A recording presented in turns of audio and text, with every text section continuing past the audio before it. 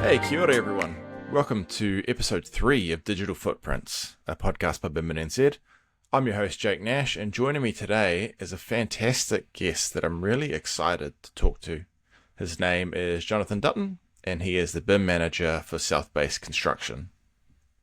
Jonathan and I talk all about his journey starting as a structural draftsman and leading a series of companies through their digital transformation journeys, introducing them to BIM before ultimately jumping ship to the contractor side of the construction industry.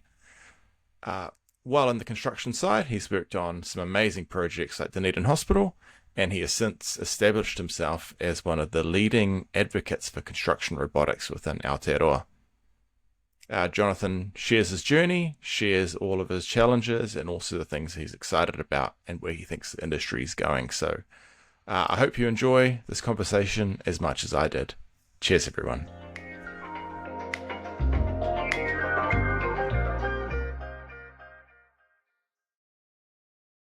If anything's looking funny, we can sort it out. But yeah, how was your break?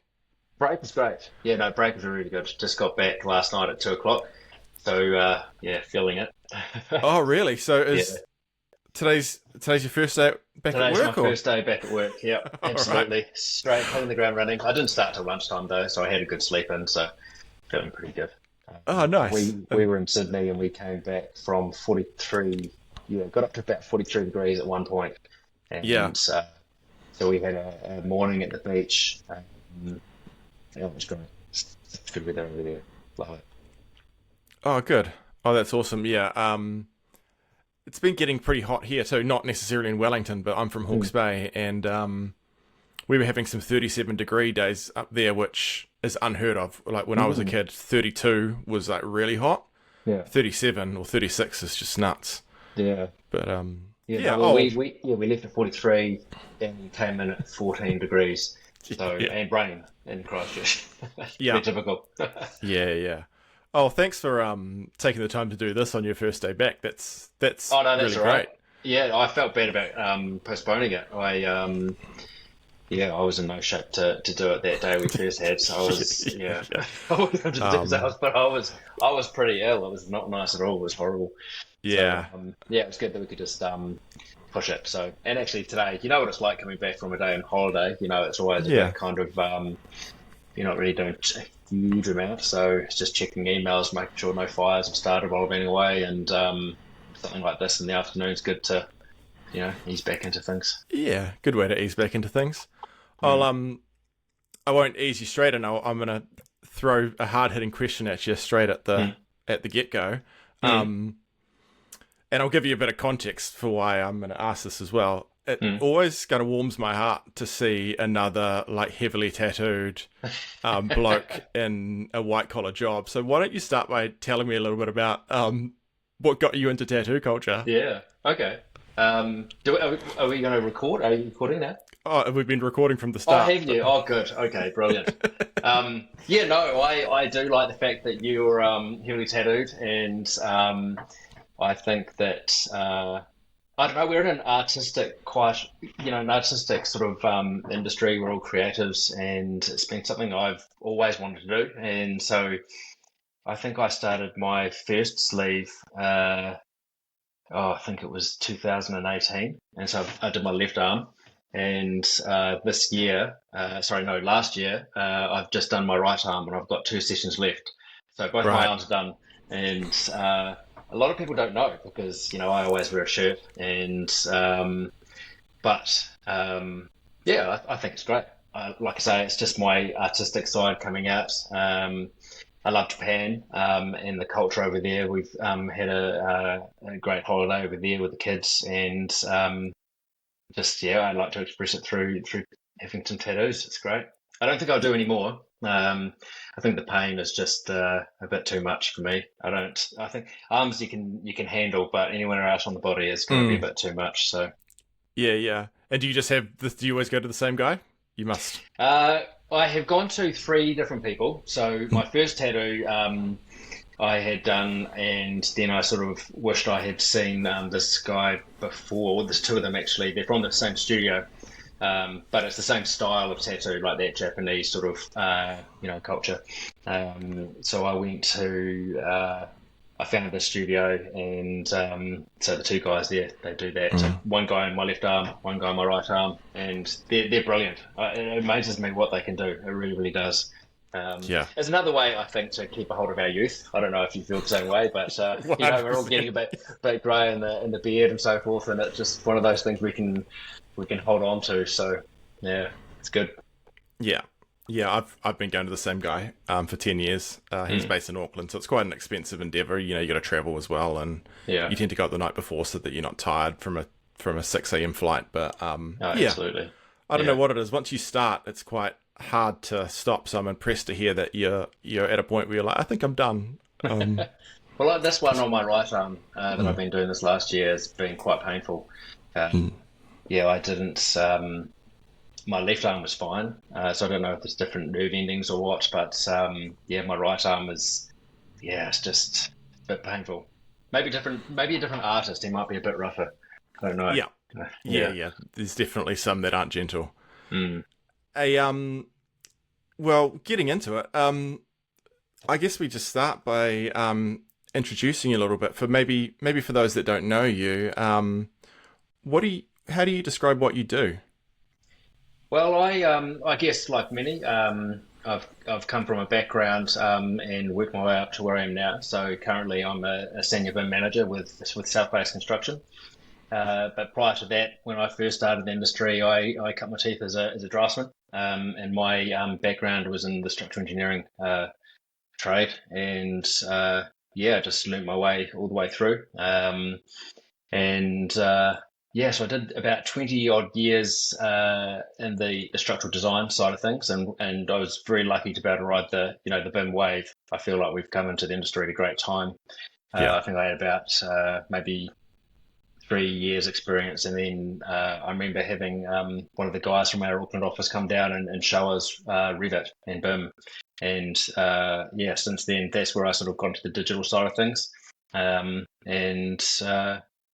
so basically coming from a drafting sort of a background into a sort of BIM management, BIM lead role, I guess, in the structural side, and then now into jumping the fence, as I like to say it, into construction on the main contractor side, and BIM manager, looking after, I guess, the full digital package for a project, and lucky enough to be able to work with some great people, some really, really good industry leaders at Southbase and all the companies I worked for before. So I feel really, really lucky. Yeah. Okay. And so, what does a normal day look like in your world? Obviously, not today. Today might be a little bit different, but fast forward 3 weeks. What's a Monday look like for you? Oh, it could be anything really. All sorts of things are happening. Projects at different stages requiring different things. Managing the team, making sure that I guess the team members that I have with me know what they're doing on the project. So there's a lot of that. The BIM coordination side of things, and the main contractor side. We see it as an opportunity to really, I guess, change the industry and the way things are normally done. So being able to work for a main contractor that has a digital engineering side, we feel we take a lot of risk out of traditional way projects being done. And so being able to, I guess, manage that process from the get-go, setting projects up from concept, working all the way through to, PC and handover to the client. We take a lot of risk out for ourselves and for the client. But a week can change from day to day, really. That's one thing I've actually really loved about working on the contractor side, especially during the build side of the project, because you're dealing with guys on site, and anything can happen, really. It's a challenge, but being able to respond to those challenges and keep those guys rolling and happy, it really makes a difference. It's great. But again, I'm not stuck to my desk, which is awesome. So I get to site a lot, able to utilize different digital tools on site, as well as the digital tools just at our desk. So yeah, that makes a huge difference, and it makes a difference for, like I said, the guys on site. Being able to enable those guys. It's great to see, the uptake. And again, working for Southbase, it's a company that prides itself on technology and how we do things and push things. So it's a real backbone for us. So yeah. Yeah. I imagine there's lots of management and lots of communication skills that are required as well. It's not just the technology, because I imagine Mm. communicating to the guys on site is quite a different set of skills than communicating to the guys in the office. Yeah. And Yeah. do you find that? Do you find you have to change up the way you Yeah. present information? Yeah, I do, absolutely, and it depends if you're talking to your project manager or your site team, or my team in the office. Absolutely, that was probably one of the things that sort of hesitate is the wrong word, but I knew it was going to be a challenge. So when I was looking at jumping the fence into the contractor side of things, I guess coming from 20 odd years in consulting, I knew that communication and the style was going to be different. And Yeah, it's actually been really good. Like I say, it was a little bit of a challenge and a bit of a fear. So, but I knew it was going to be a challenge. So I thought, right, I'm at this stage of my career, I need a challenge. Mm. And So far, so good. I've been really, really lucky. Working with the guys on site, they love the technology, which is great. And we've actually got a lot of really cool people in the industry, and everyone seems to work to help each other out. So one thing I found, you feel as if you're working for many different teams. You've got your team in the office, then you have your team on site, then you have your team of digital professionals, which might be the subcontractor leads. So there's all these different sort of, I guess, silos of people that you're working with. But as you say, communication is the key, is making sure that they're all talking and communicating. Yeah.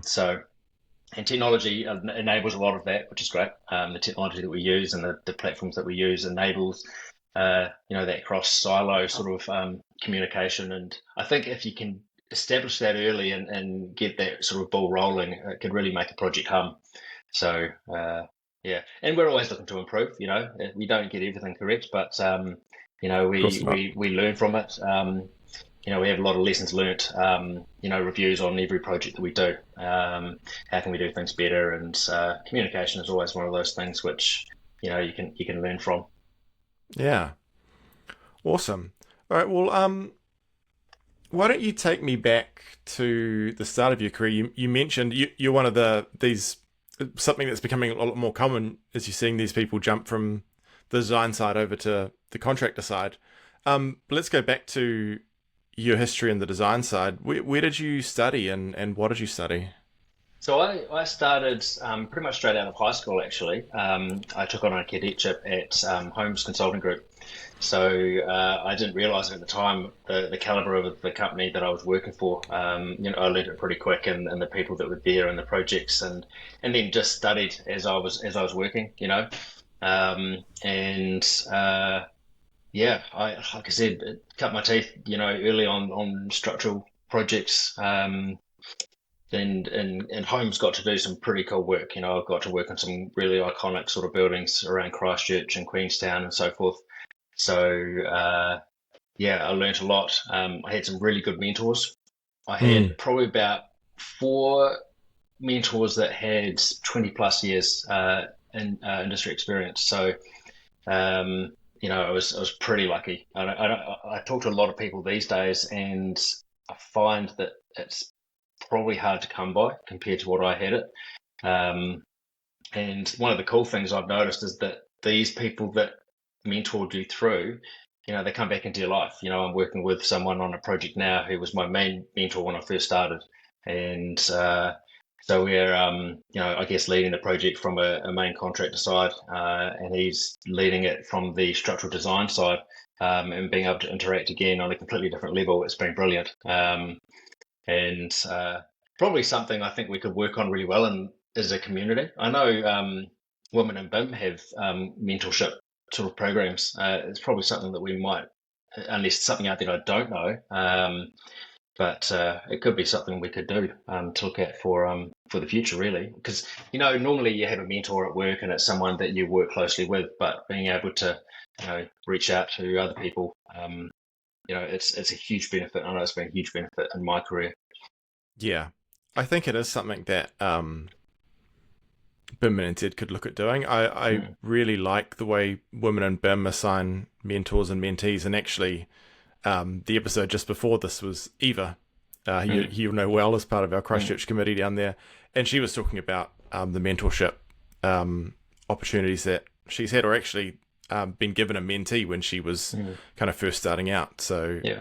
I think that's great. I think some of us do a little bit of private mentorship on the side through partners like the Institute of Building, potentially, but it seems like the kind of thing that we should be bringing back, especially in this kind of post-COVID world where people are a little bit nervous to meet in person, and the culture's kind of changed a little bit.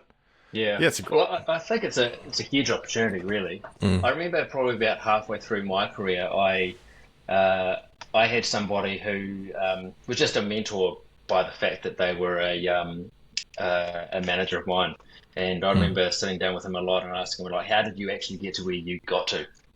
He was became a director of a company, but he was the same background as me, and I was thinking, well, how on earth did you get to that point? I was still, intermediate at that stage, and it was an odd one. I couldn't see the path, if you know what I mean. And I think it's just because I was just youthful and hadn't gone down that path yet. And now that I am where I am now, and I look back, and it's quite an organic sort of a journey, really. And I think that probably the same for others. And I've had someone reach out to me on LinkedIn a couple of years ago, and they were asking the same thing of me, like, how did you get to where you have got to?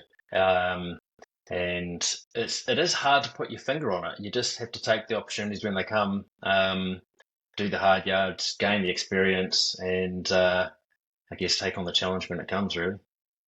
Yeah, absolutely. And actually, especially for you, Homes isn't a small operation, so finding people that you can really lean on is probably quite challenging. My first job was in a little six-man architecture firm. And so the director there he was a very good mentor, and he taught me a lot. And I was only there for a year, but I learned so much in that year. And then other mentors, as I kind of moved through the different stages of my career until the point where I'm starting to have to become a mentor myself. But that was easy when you have an office of 20 people. Yeah. When we grew to an office of 60 people, which was about the size it was when I left, and we have a lot more graduates. It's not just the one that comes in and gets all the attention. It does seem like something's been lost there. So it'd be interesting to figure out ways to bring that back. Yeah, well, I think there are a lot of people in the industry that wouldn't mind being, mentors. One thing I probably just realised now as we're talking about it is we should always be looking for mentors, really. Like when I first started, my mentor was a senior in the role that I was doing at the time, so it was applicable to what I was doing. Whereas now, my mentors look a little bit different, even though we might not call them mentors, and they're sort of indirectly mentors. They're just the leaders in your company.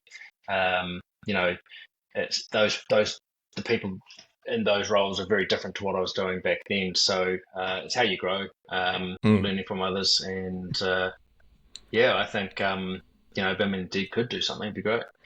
Yeah, I will make sure to call it the Jonathan Dutton mentorship program when we roll it out later this year. That sounds good to me. Yeah. Okay, so you're working in structural drafting. At some point through your career, you start to be introduced to these new processes that you would later come to call BIM.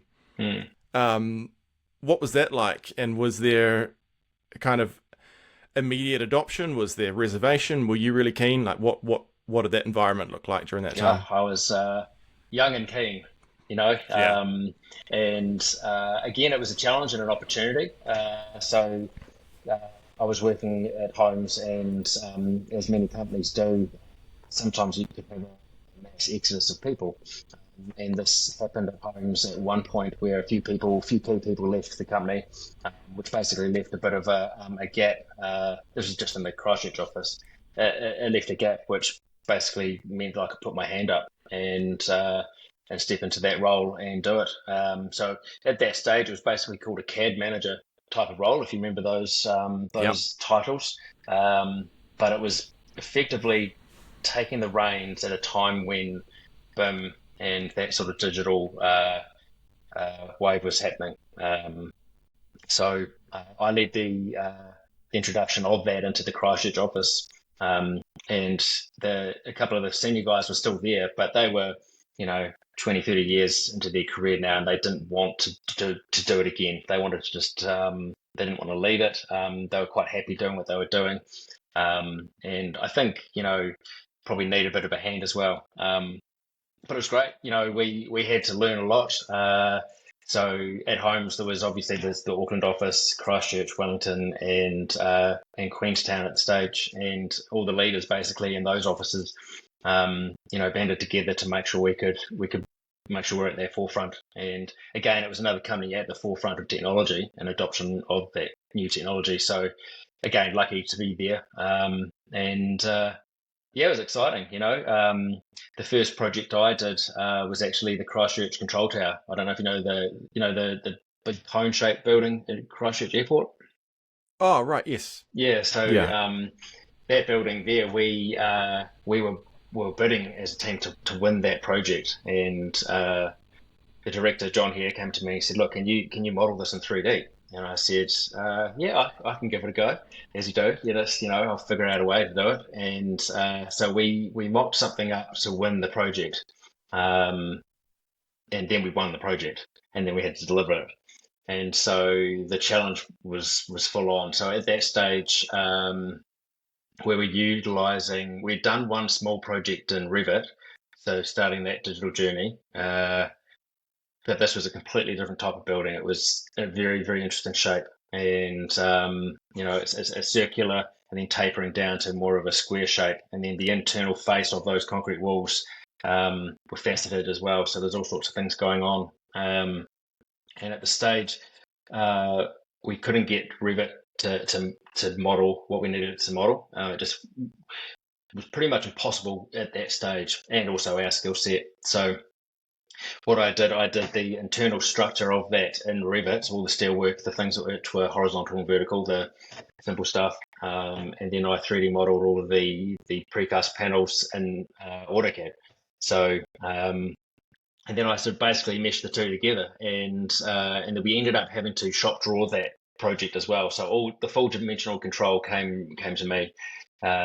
So it was a bit scary, but it was fun at the same time, and I didn't feel the time pressure. We had good leaders there that they priced the job well. They knew it was going to be a complex thing to do, so you weren't watching the clock or anything like that. You knew that you had the time available to do it.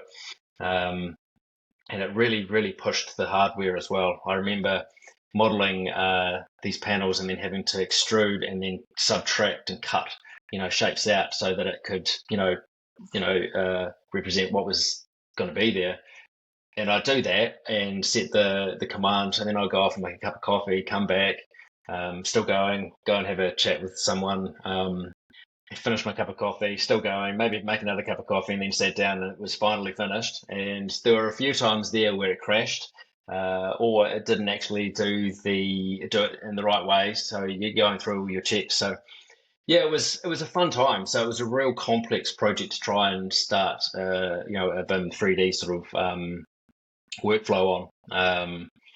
But it worked. It really did. It came together really well. And like I say, we had full dimensional control of it. So all the other consultants, including the architect, cut the floor plans from our model.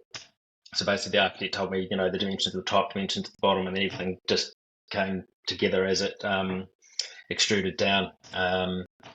So yeah, a couple of sleepless nights when that thing was going up, when it was being built, but I actually had an opportunity to jump over the ditch to Australia when it was being built. So that's when I left Homes and went to Australia. And so yeah, if any questions came, I wasn't there to answer them, but I kept a close watch and communication with the team, see how it went, and it was seamless. It really worked really, really well. And every time we go to the airport, as I just came home from Australia yesterday, I say to the kids, "Oh, yeah, remember that's my project?" And they say, "Yes, Dad, we know that. You tell us all the time."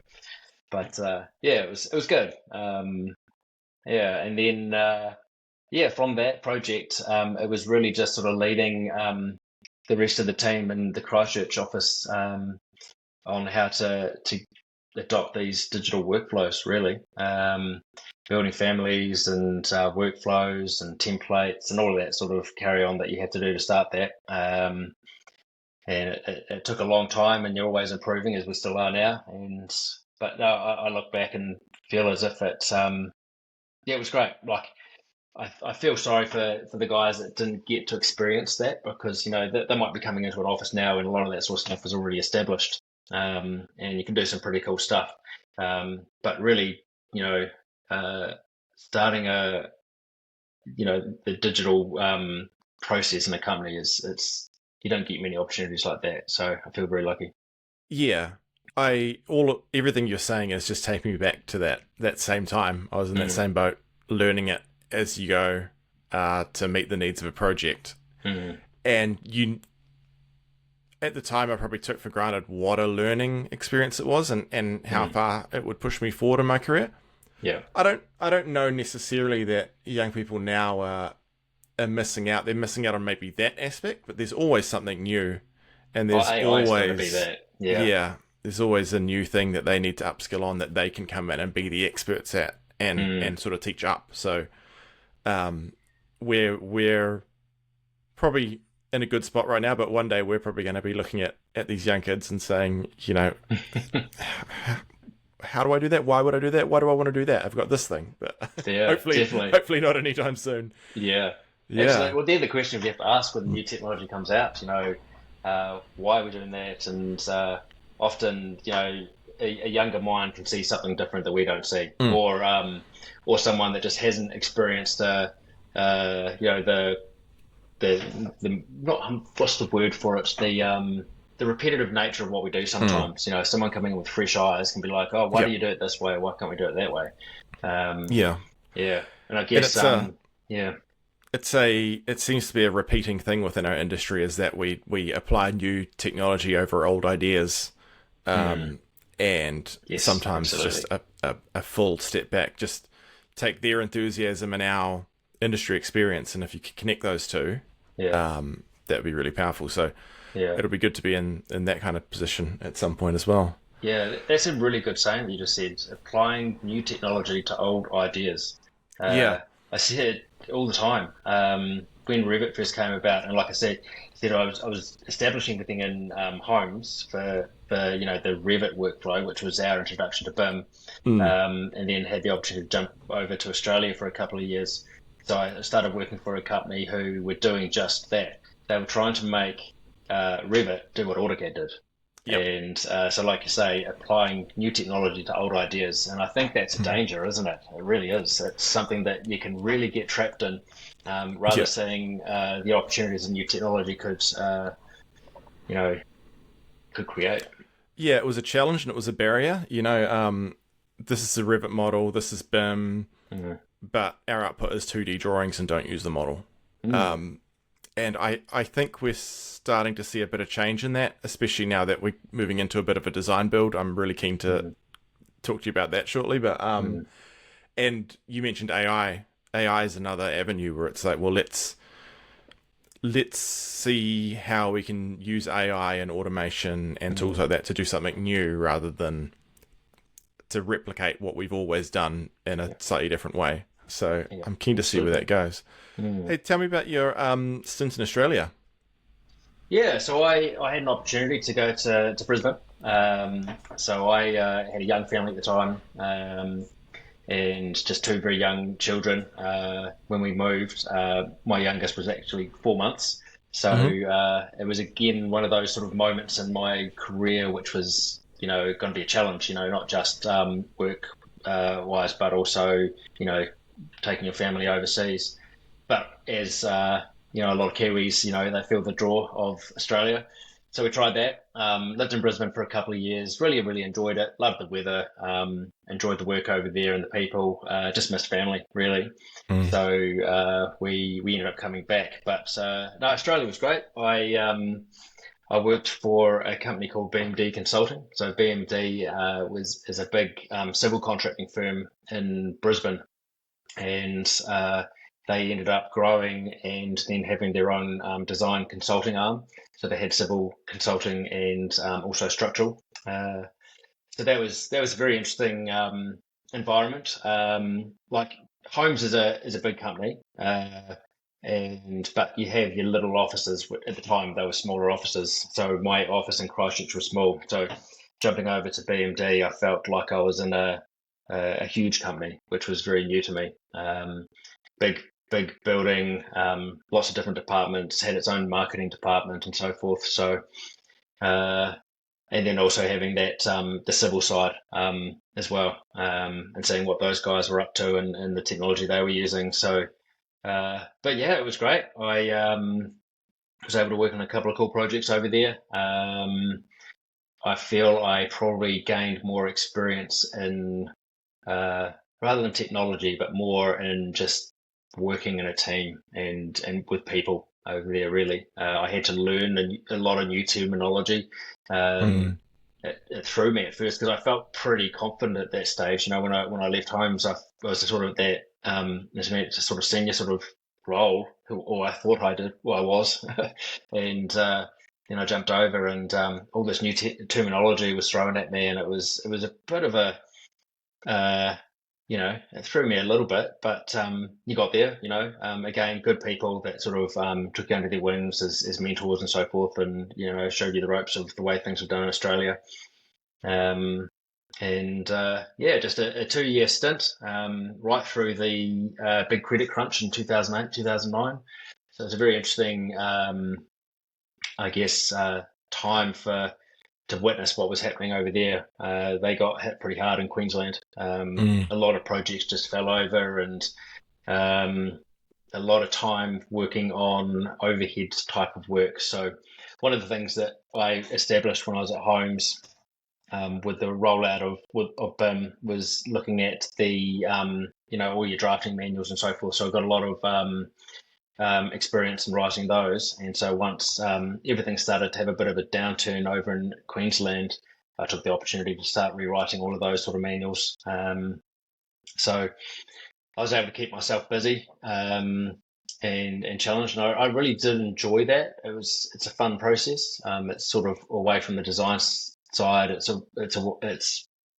writing manuals to communicate how things are done, and you're always challenging yourself to think, am I writing down the right thing here, and trying to think, is there a better way to do it? So yeah, it was a fun time, and yeah, and then we came back just a few months before the earthquake. So we came back in June, and then the first earthquake in Christchurch hit in September, I believe it was, and so I guess you could argue it was a good time to come back. Good and bad time. Yeah, of So it course. wasn't great, experiencing the earthquakes. But it was a good time to come back in terms of our industry and what we do and the opportunities it had. So, Oh, no doubt. mm, Yeah, I was talking with Glenn Jout from Becca the other day, and we were talking about Christchurch. And mm, Christchurch just seems to be, and the area surrounding Christchurch as well, it seems to be one of those real pockets of excellence where that skill set really mm. developed really Yeah, quickly. And did. obviously, that would have been in response to all the work. It would have been in response to people that were coming from around the world to be Mm, part of that rebuild.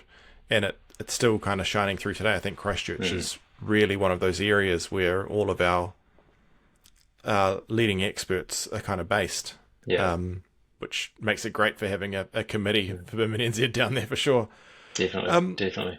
you so I'm just realizing, so your journey into BIM and Revit and that kind of digital transformation and change management within homes, that must have been really early, Yeah, that was.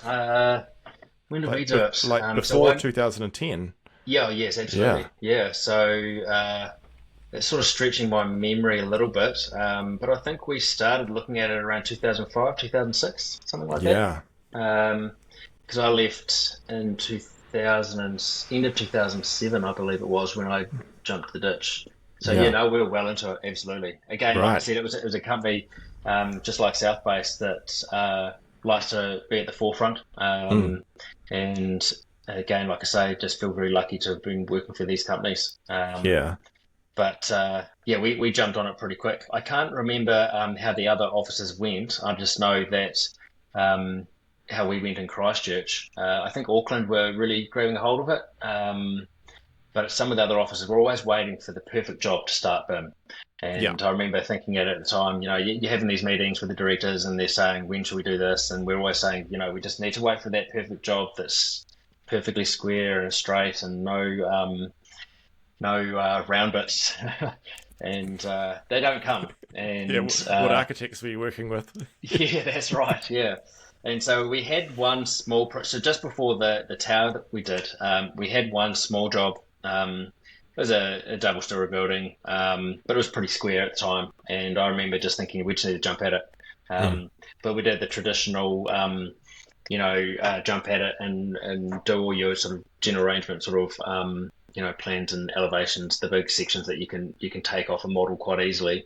Mm. And then we had the rest done, so the detailing work done in AutoCAD.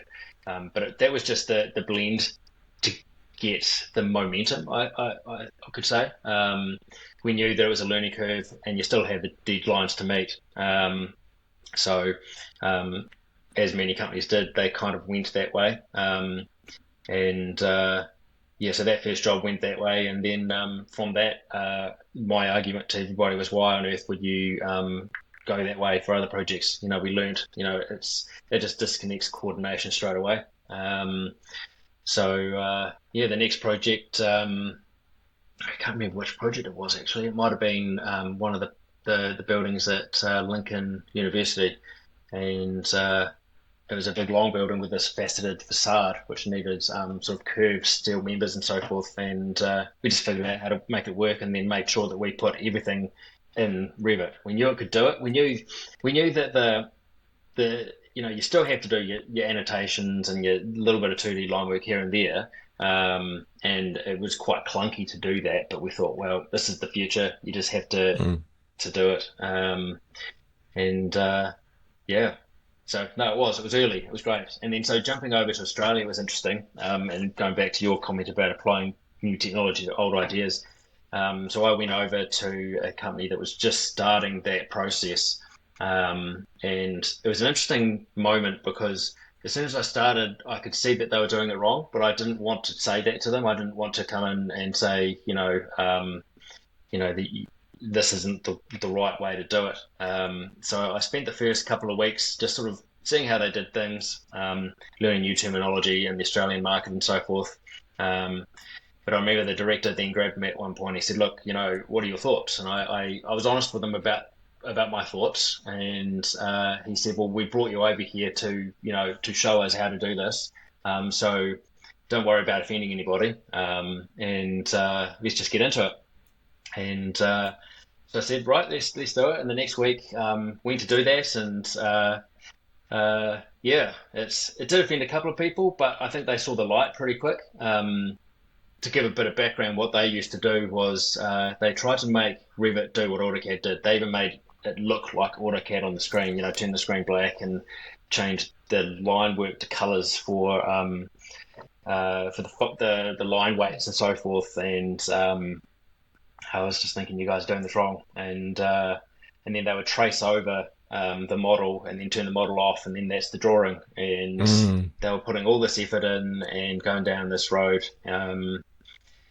And so yeah, it took them on that journey, and that was fun. And yeah, I really enjoyed my time over there. Yeah. That's so interesting. I went through a similar thing at the place I used to work. It's There is something lost a little bit though. I will push back a little bit on this idea of I'm pushing back against my own statement. New technology over old ideas. There is some elegance and some knowledge that's lost with the Mm. release of those old ideas. I would talk to graduates about how we used to draw everything in 2D, because I'm from that era as well. And when you have to draw every line means something, and every line has a purpose. Yeah. And when you can just cut a model and there's your drawing, it is a little bit like drinking from a fire hose. And I think especially young people don't have that grounding in what a drawing's supposed to look like, and that it's a communication tool. It's not an illustration. Yeah. It's instructions. Yeah. And I think there's still a lot of value in that. But that doesn't mean that we go and turn it into a product that is largely antiquated now. I think the old school way where, like you say, every line has a meaning, and you're working in 2D. You're building that in your mind in 3D, even though you're putting it onto the screen in 2D. But you're really understanding how things go together in the 3D space. And I felt that really lent itself for me when I went into the digital 3D BIM environment, because I had a good grasp of that. It helped the buildability and the workflow of that to work better. Yeah, all right. So fast forward a little bit then. You're back in Christchurch. You're working on the design side at some point, and you're approached. You must be. I'm assuming you were approached that you didn't see a job and apply for it. Someone came and talked to you. Well, I came back from Australia, so I came back to New Zealand, and because that was the decision, we wanted to come back, and then so I applied for a role, and I worked for Allen Ray Consultants in Christchurch at the time. So I applied for that role, but they allowed me to work remotely because the earthquakes had just hit, and my partner, her family was in Timaru, so that's how I ended up in Timaru, and so I was working for them. So yeah, but at some point you joined Southbase. Yeah, so I'll name drop all the companies I've worked for. So I went from Allen Ray's to Robotics, and so Robotics worked really heavily with those guys, and they were at a point where they were starting Revit as well. Actually, a lot of people in Christchurch were starting to roll out Revit just prior to the earthquakes, and then the earthquakes hit, and then so they had all this big scramble at the time, and the engineering side of construction engineering, there was a big period of time where we were inspecting buildings going through red zone and looking at what's going on. And then the rebuild focus, that's when people were really getting into BIM and Revit. So Structex were doing the same. And then WSP approached me. Worked for WSP for a few years, really enjoyed it there. Got to work on some great projects, and then Southbase approached to jump over the fence, and so that was the challenge, jumping into contracting for me. But yeah, I feel like I've been very lucky to work with some really, really cool companies. Yeah. So all right, tell me what that was like, jumping the fence and working for a contractor. Was it a big adjustment, or did you kind of find your feet pretty easy and Well, I thought it was going to be a huge adjustment. I really did. So in my mind, it's probably been the biggest challenge of my career, and also that my mind built that as being the biggest challenge, if you know what I mean. So the opportunity came up, and I was very happy at the companies I have been in previously, and so prior to Southbase, I was at WSP, and I was really happy there. The people were really good. So I was working locally in the Timaru office, and the Timaru office had some really, really cool people. I didn't get to work directly with them because they were sort of in the civil or planning departments, but I was able to work in the structural side and for the Christchurch team and the Dunedin team, just from Timaru. So working with some great people, was really, really happy. But I was 20 odd years in, and I was starting to feel that I needed a challenge, and so the challenge was presented to me, and I ummed and ahed over it for a while because, it did seem a bit scary jumping the fence into contracting. As you said right at the start of the podcast, communicating with a lot of different type of people and so forth, and didn't know how that would go. probably a little bit shielded, working in an office for so long. So, uh, but I decided to jump. I thought, probably got another 20 odd years left in me, and having the challenge would be good. So the challenge of, I guess, leading and managing the BIM process and the coordination process for a full building rather than just the structural discipline. That was another challenge, the learning curve. But I hit the ground running. My first project was the hospital in Dunedin, so one of the largest projects out there at the time, and reasonably daunting. But I felt like I just jumped in. What do they call it? Out of the fire into the frying pan, or out of the frying pan into the fire, Yeah. and just rolled with it. And like I said, again, I was able to work with some really cool people. So it was straight into this is a build only project for us. So we inherited the design, and that's a story on its own. But we had a really good team of subcontractors and digital leads. Everyone got on really, really well, and really high caliber people as well. It's not one person or a few people in a team; it's the whole team. And that project needed everybody to come together. So, yeah, it was a real challenge. I'd played around with Revisto with other projects in the past, but from a structural lead side, it was more the issue tracking rather than the setting up all your clash tests and so forth and going through that coordination process. So that was a learning curve. I find learning the digital platforms, I guess, easy. It's the learning the buildability and how things go together is the hard part. The digital platforms, you just get in there and you do it. And most people in our industry have that mindset. People can pick it up quite easily, and you see some real young guns out there, and they're just absolute whizzes on the technical side.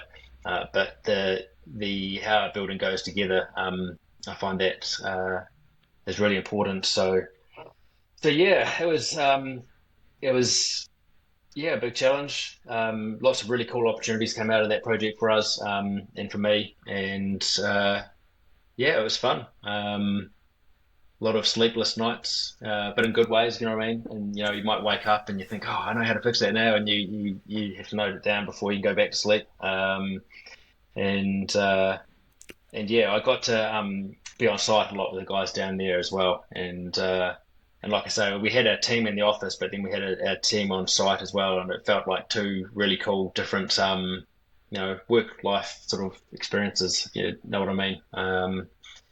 And seeing it come together is a real testament. With the building down there looks amazing, and it's great. Yeah. Two things that came out of that. One, you're probably slightly underselling the scale of this project. If I'm not mistaken, this is the biggest healthcare infrastructure project New Zealand's ever done, right? It is, yeah, definitely. So that's one thing. And then secondly, I'm glad I'm not the only one that gets up in the middle of the night to write something down to get it out of the head. I'll be awake at 3 a.m, staring at the ceiling, and I've got an idea in my head for anything. I've just got to draw it. Yeah. So, all right, get up, go downstairs, get a piece of paper out, and then, all right, now I'm going to remember this in the morning. And then I can actually sleep. So yeah, I know some people that have pads and pens next to their like on their nightstand, just for that very reason. I haven't done that. I should do that. But yeah, it does happen a lot. Yeah. Even when you're older, you think you can handle the stress. You still have it. Just a different type of stress. Yeah, I don't know that I want to encourage it and put a piece of paper and a pen next to my nightstand, but maybe we'll see. Save me a few steps in the night. If they can get you back to sleep, that's the main thing. Yeah. yeah. Hey, so somewhere in amongst all of this, your time at Southbase, you kind of created a bit of a niche for yourself, or you've, correct me if I'm wrong, but from my understanding, you've kind of created this environment where you're one of the leading advocates for construction robotics now. And actually, in the 2 times that we've met in person, one at the Digital Twin Summit in 2023, and then again at Built in 2024 in Melbourne, that was really the center of your presentation at both times, isn't it? So it is, can you tell me a little bit about what that's like, being able to have the opportunity to use these technologies? What drew you in? Yeah. What are you excited about? Yeah, again, like I say, it's not one man either. I like to put that out there. It's a collection of everybody, and I guess when a challenge presents itself, is being able to take that on.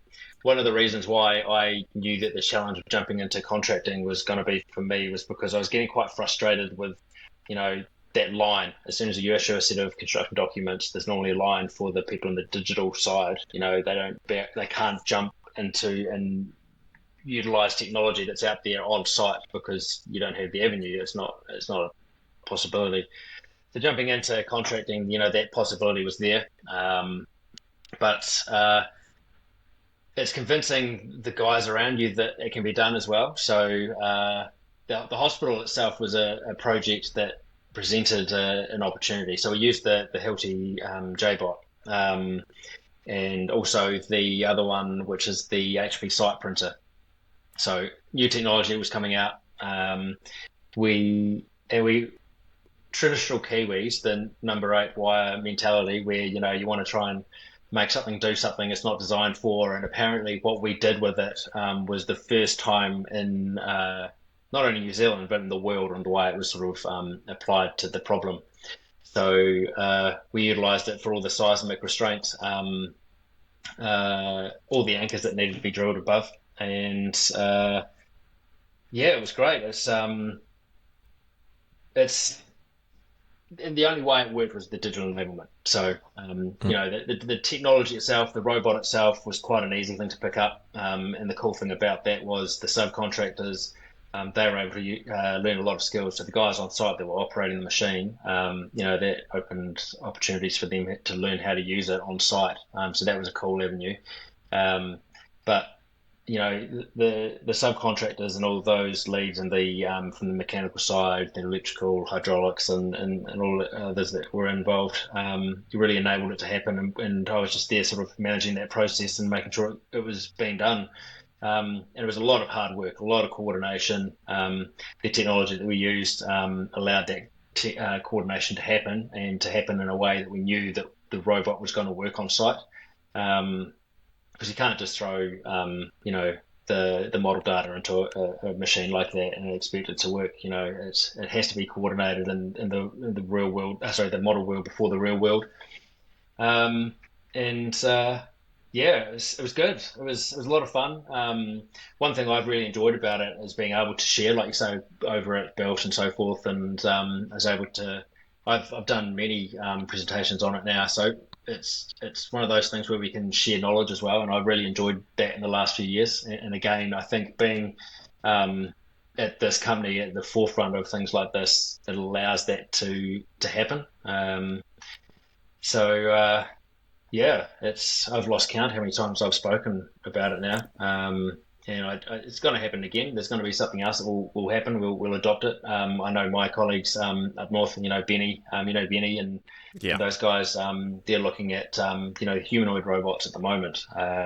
And, you know, I don't know what sort of application we're going to use them for yet, but, you know, it's very cool to see that we're working for a company that allows us to challenge and to try and make the industry better. That's one of our sort of our mottos is to try and you know, do construction better, really. And yeah, it's great. It's and the projects that we get to do, you know, they're the big projects, so you know you can play with toys on them and see what they can do, and then hopefully if we can do them and make them work, the price of the technology will come down.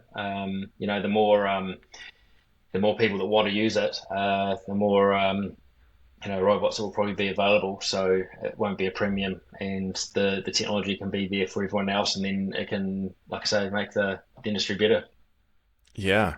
I was thinking back to a comment you said earlier around waiting for the perfect project, and thinking, well, it's good that you didn't wait. It's good that you just jumped in there. But actually, maybe this project is the perfect project because despite absolutely. its size, it has the fat to allow innovation and if it helps it be delivered on time or whatever, you know, it's a good argument to make. Yeah.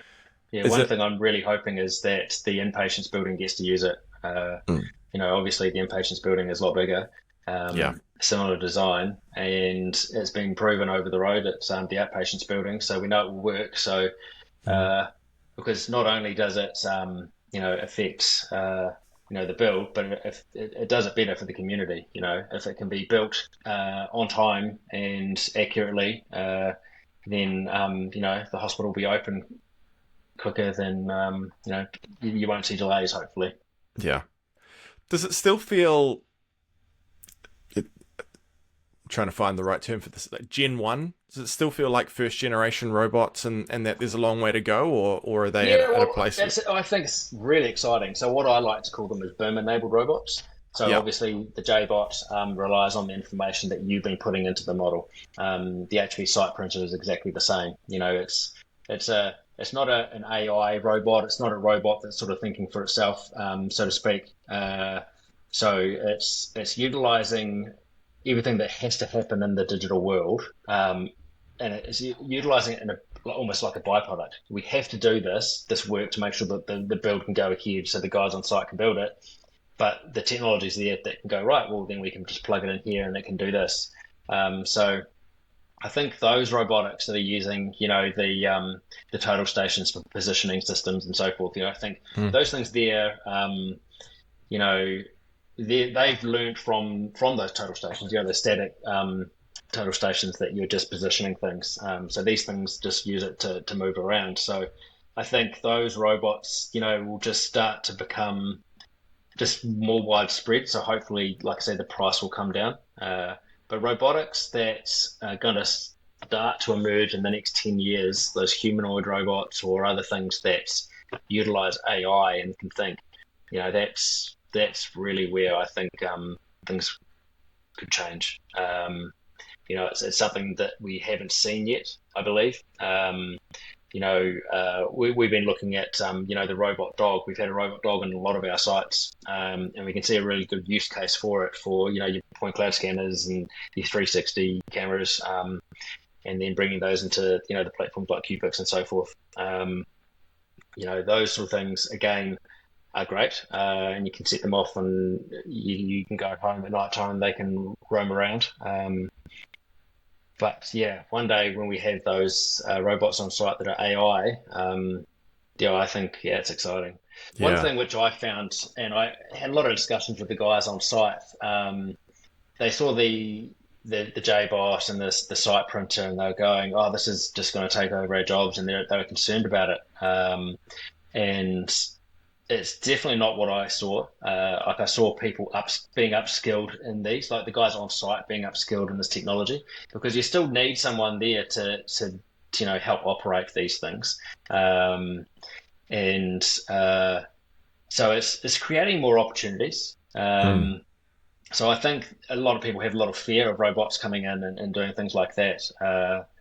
But I don't think that's going to be the case at all. And again, the skill set that's needed and all the hard work that needs to happen in the digital side and the digital world prior to site, again, if these things come in, it's just creating more opportunities for that as well. Because if these things on site can do more, the more information we can put into them, again, the better they will be, and someone needs to do that. So yeah, so that's been a real cool thing to see, actually. Yeah. And then again, you've got the health and safety benefits. That's one thing which I've been really sort of, harping on a lot about. The JBot itself, removing working at heights is huge. It's the things that could happen to the person up high, or if they fall on someone else, or other things. It's impacting people's lives in a really huge way.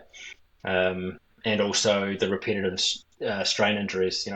If it wasn't the J-bot up there drilling, someone would have to be up there with a hammer drill and using it with their own body, and thousands of holes. It must be painful. I haven't done it myself. I wouldn't want to do it. Wouldn't want to do it every day, every week for months on end. Must be a horrible job. So if you can learn a new skill set and let a robot do it, Yeah. go I for mean, it. the industry statistics in construction in New Zealand still aren't great. Mm. We've got a lot of room to grow. So Yeah. certainly, how they can help with the health and safety and well-being aspect of your work is awesome. Mm. I laugh because my, thesis, quote unquote, I studied to be a draftsman, right? So, Mm. do a real thesis, but they called it that. In 2008 was on construction robotics. Okay. And at the time, it was really one case study in Japan of like a 3D printed building and a couple of examples of 6-axis robots being used on Mm. construction sites. Fast forward to now, where I'm Mm. back in the education department. I'm teaching construction now for Victoria University. Mm. They have 2 6-axis robots downstairs, and the students use them all the time Mm. Cool. because the really difficult thing wasn't using the robot, it was programming the robot. The robot Yeah. can do a lot of things, but actually programming it to do what you want was really difficult and required a lot of expertise. But visual scripting, like Yeah. Grasshopper, Yeah. has actually made that so accessible that students and master students can actually program 6-axis robots to build. So Yeah. I'm really excited to see what that does on construction sites as well, especially for like advanced manufacturing and things like that. But Yeah. are there any examples of things overseas that you've seen that you're looking at and going, yeah, I'd really like to have a go at that? Yeah. There's all sorts of things out there. I think it's sort of wading through the many things that are sort of popping out and saying, right, which is actually going to be useful, and why is it useful?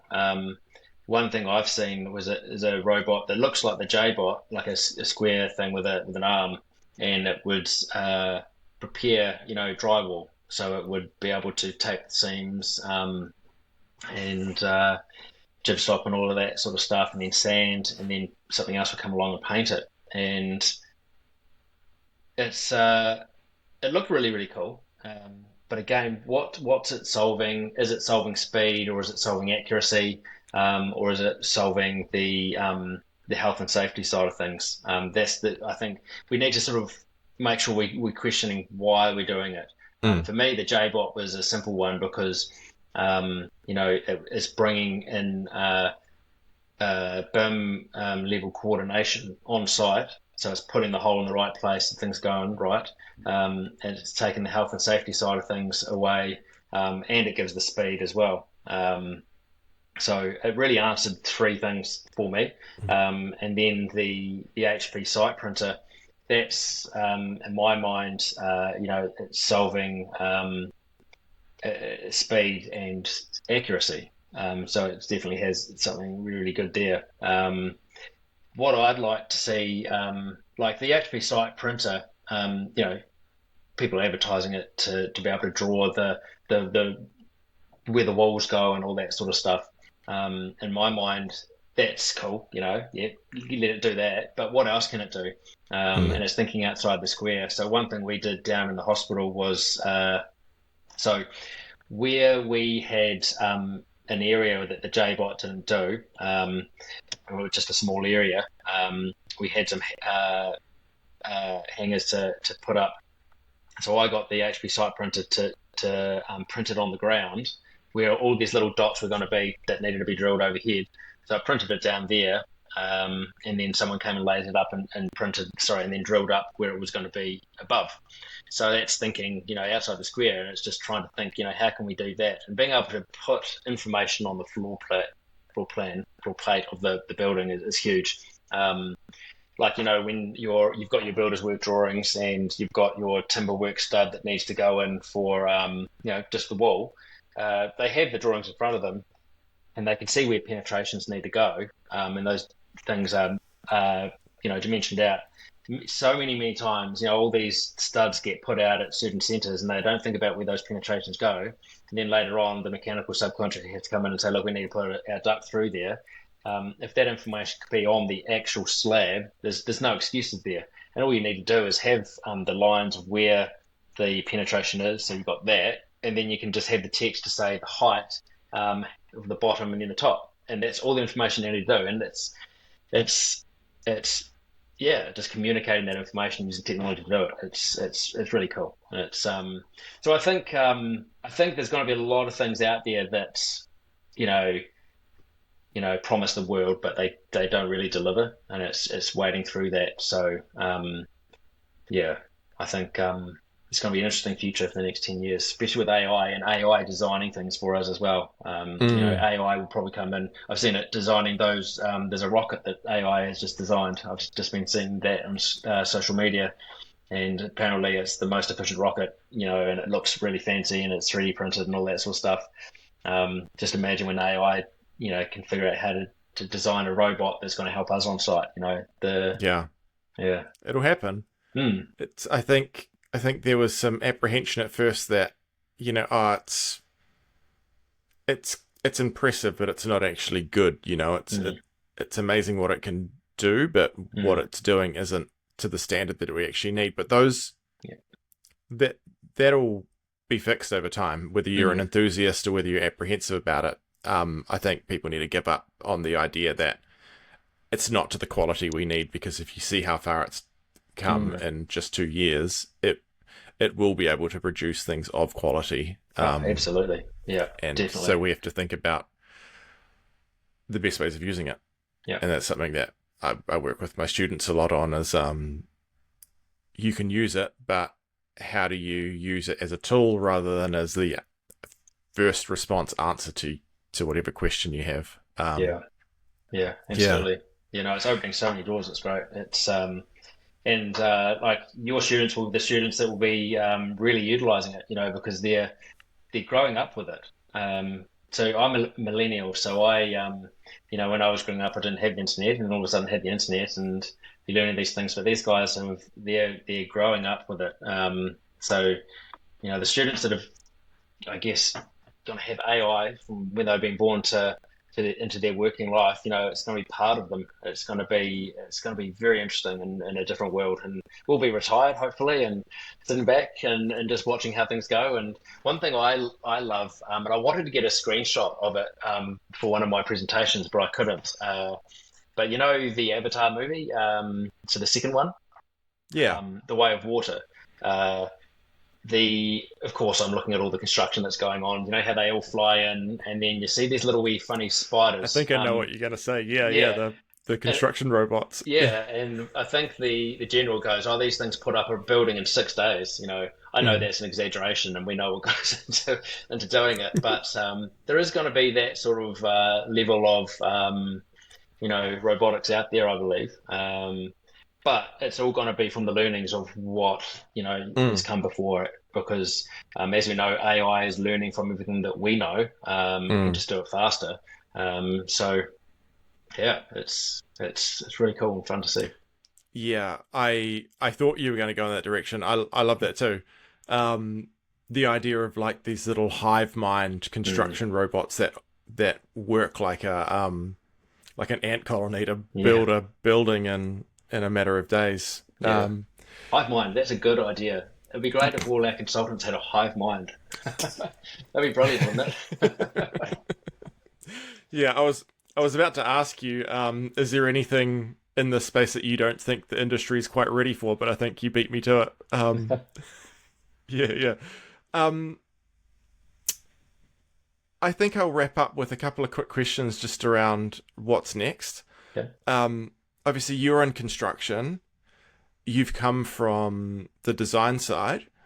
We're seeing a lot more people make that transition, and we seem Mm, to be moving into a industry in New Zealand where, to put it bluntly, contractors have a lot more of the power, and we're moving more into a design build kind of space.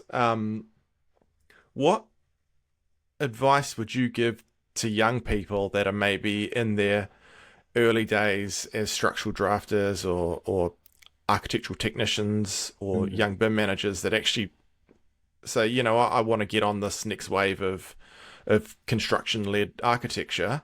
mm. Um, what would you tell them? Well, one of the reasons why we advocate for design and build, and why the majority of our projects is because of risk.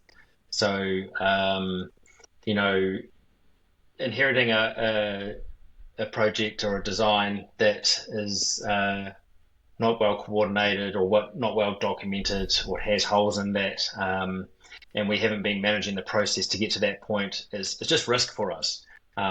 So we manage that process with our design managers and our BIM managers and the digital team, just to try to eliminate that risk. And you're never going to get it perfect. But if I was giving advice to someone who's starting out or even sort of junior to intermediate, learn how a building goes together, understand what makes a building tick, why things are the way they are. Because when you jump into the contracting side of things, you're thinking more holistic, rather than just your own discipline. You're thinking about how some change over here in a discipline can affect this discipline here, because on site when things go in, someone comes in after. So understanding how a building like that goes together, and then trying to figure out how to eliminate risk. And what we do is use digital, platforms and digital tools and digital workflows and mindsets to eliminate that risk. So yeah, I think, and for me, I think that kind of follows my sort of career and how that has worked. Is I've learned how things go together. I've cut my teeth on many projects over many years, and uh, yeah, just put the time in, understand how things go together, and you're more well versed in how to influence change. I think, because if you know how Mm. something works, and you then see a new technology that comes, and you understand why it needs to happen this way, or if there's an opportunity for change. Yeah. Yeah. Um, Last thing before we wrap up, tell me a little bit about Southbase, because I realised we didn't really do that at the start. So, Yeah. what's the size of the firm? I think you have some other companies under the umbrella. Do you want to talk a little bit about the structure and Yeah, how so you we guys have, work? so Southbase has been around pretty much straight after the earthquakes. So we've been around 10, 11, 12 years now, I believe. And it's a company that, like I said, has adopted technology and the digital workflows as a backbone, and really pushed that because we see the benefit in it. And so, uh, not last year, I think it was 2024, we actually birthed Performance. So Performance is a company that we actually pushed all of our digital side and design management side into Performance. We saw it as an opportunity to help the industry to do better, and enable us to work with other clients as well. And so Performance was formed. However, we saw that we could do it in a better way. So in the middle of last year, we decided to bring our digital team back into Southbase and work on all our projects and deliver our day-to-day work. And Performance has stuck around as a company that is in the R&D sort of space, and that can be Mm. with anything. So my colleagues, Benny and John Sinclair, are in the performance side, and they're working on all sorts of different things. So those things there benefit Southbase, but they also benefit other clients that they get to work with as well. So they've got the opportunity to work with other people. And that's definitely in the AI space, the robotic space, like Benny's working with the humanoid robot and the robotic dogs. John's working with AI and data and how that all works. But the world's their oyster, which is really cool. So yeah, it's great to see. And the cool thing also is we're very intrinsically linked as a company. So it's the Southbase Group is the umbrella company. We've got Southbase Construction, who I work for, and then Performance, and uh, we all work together, and it's great. What we can learn in the digital space and what we're applying on a project. The guys at Performance see that, and then they can grab that and see what else can be done. Yeah, it's cool. Yeah, we'll have to get Benny and John on here sometime. Benny's a very familiar face from conferences as well, Yeah, and definitely. very friendly. It's always down for a chat. Yeah. You're based in Dunedin? No, I'm in Timaru actually. You're in So Timaru. yeah, smack bang in the middle. So I'm in Christchurch and Dunedin all the time, really. Yeah. Dunedin more so because of the project down there at the Mm. time. So, but yeah, I'm in Christchurch every second week, Yeah. every now and then, probably every week. We've got some big projects coming up this year, so I'll be up there a lot. Mm. Yeah, and yeah, it's great. And our whole team's quite well dispersed across the country. It's one of the Yeah. great things about digital. You don't need to be in an office. And so, yeah, we're all over the place. It's great. Hmm. I think Dunedin, much like Christchurch, is going to be one of those new little pockets of excellence Mm. built off the hospital project. But hey, if there were any young keen guys or girls that wanted to chat, would you be open to them reaching out and inviting you out for a coffee or something and sharing ideas? Yeah, absolutely, definitely. I really enjoy that. That's where the BIMinNZ community is great. Mm. You get to meet people and so forth, and I've had coffee with many people, and a lot of people reach out to me all the time, and I do love that opportunity. It's great, and you learn things from others, and we have opportunities coming up at Southbase all the time. So. Networking and connecting with people is key because that's when opportunities just might pop up. You never know, you might be tapped on the shoulder and so forth. So I definitely encourage it. Yeah, great. And best way to do that is probably through LinkedIn. Yeah, LinkedIn for me, absolutely. Feel free to, Yeah, connect with me on LinkedIn and drop me a message. Absolutely. Yeah, very keen. awesome. And of course, people will be able to see you at the odd BIMinNZ Christchurch event as well.